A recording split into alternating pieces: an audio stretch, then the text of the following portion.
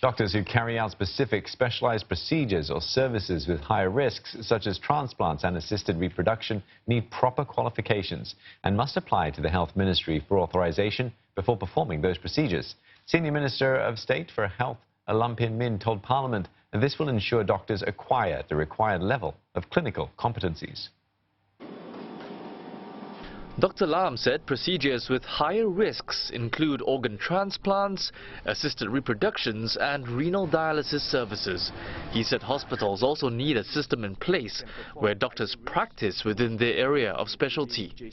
The hospitals must ensure that each doctor, granted the appropriate clinical privileges, practices within the approved scope and remains up to date with practice.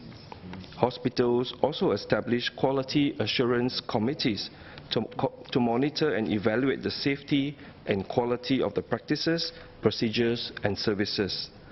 MOH inspects hospital licensees periodically to assess that these regulatory requirements are met. An example of high-risk procedures is the assisted reproductive technology, or ART. In vitro fertilization, IVF as an example. For us to practice, we must train under an IVF specialist. Log a certain number of cases. We have done enough of those cases. We need also to attend overseas conferences, local conferences and workshops to be trained and updated. And we submit all this to the ministry.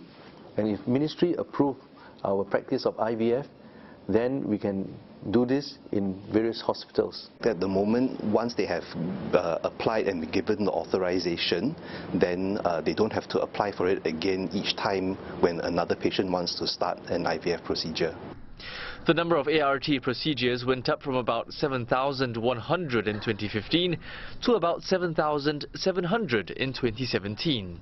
And the success rate has stayed constant at 18% on average over the past 3 years.